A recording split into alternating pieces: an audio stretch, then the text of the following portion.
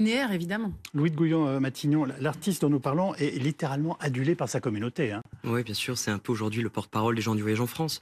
C'est quelqu'un qui a su incarner tout ce qu'il y avait de plus moderne chez les gens du voyage. C'est quelqu'un qui, depuis 10 ans, est sous le feu des projecteurs. C'est quelqu'un qui, depuis 10 ans, incarne un petit peu ce renouveau chez les gens du voyage. Quelqu'un de moderne, quelqu'un qui s'inscrit dans son temps, tout en restant ancré dans des valeurs fortes, comme le fait, par exemple, de vivre en caravane. Vous n'avez pas de doute qu'il va rester l'idole qu'il est dans sa communauté après ces événements? Je le sens dans votre première intervention. Ouais, je pense que tout le monde est derrière lui, et je pense que aujourd'hui ces événements sont des événements douloureux, notamment pour la communauté. C'est vrai que c'est pas un épisode facile, et je pense que moi j'ai reçu énormément de messages de la part d'énormément de gens qui le connaissent, qui essaient de le soutenir, qui essaient d'être derrière lui. Je pense qu'il va rester vraiment profondément respecté par la communauté. C'est ce que vous disiez, chère madame, ça arrive dans ce genre de trajectoire. Lorsqu'on est autant sous le feu des projecteurs, lorsqu'on a été autant une star et qu'on a été médiatisé vraiment pendant autant d'années, il peut y avoir énormément de pression, d'autant qu'au sein de la communauté des gens du voyage, qui je le rappelle sont 300 000 à 400 000 citoyens français qui ont un mode de vie itinérant, il y a cette espèce de, comment dirais-je, au sein de la communauté, un petit peu le fait de pouvoir toujours un petit peu parler, il y a toujours cette espèce de commérage souvent dans la communauté. Moi je l'ai vu quand je suis arrivé chez les gens du voyage. Oui, et que je commençais